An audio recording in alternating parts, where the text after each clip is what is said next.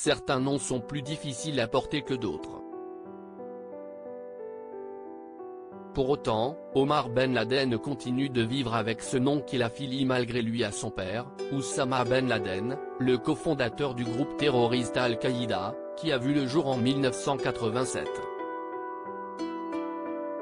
Lundi 14 février dernier, l'équipe de C'est à vous avait décidé de diffuser leur entrevue avec Omar Ben Laden, devenu artiste peintre.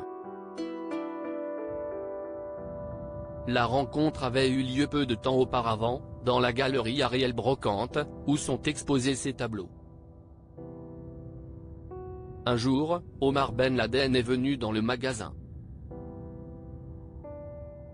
Il y a une demande mondiale de ces tableaux, et on est le seul endroit au monde à présenter des œuvres d'Omar Ben Laden, s'est souvenu Pascal Martin, le gérant de la galerie située dans la commune du Teilleul, dans le département de la Manche. CST au micro de C'est à vous qu'Omar Ben Laden avait décidé d'accorder sa première interview à la télévision française.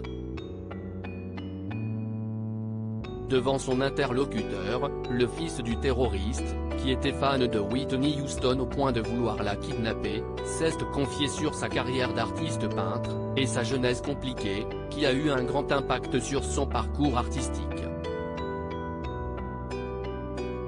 Omar Ben Laden, je voulais me marier, vivre une vie normale loin de la guerre. Dans un de ses tableaux, représentant des montagnes rouges, transparaît un aspect sanglant, provoqué par les crimes de son père.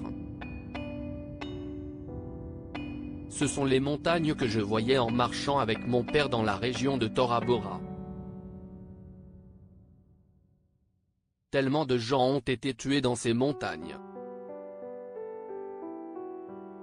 Des innocents, des combattants, des femmes, des enfants.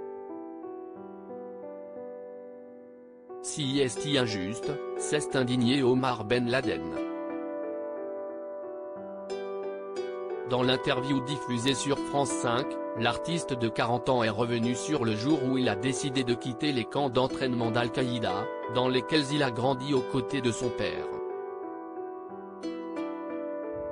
Quand j'ai commencé à grandir, j'ai réalisé que j'étais dans une grande prison. Je voulais me marier, vivre une vie normale loin de la guerre, a confié celui qui était le fils préféré de son père. Omar Ben Laden a renoncé à cette place de favori lorsqu'il est parti. Il affirme que son père n'a pas émis d'opposition à son départ.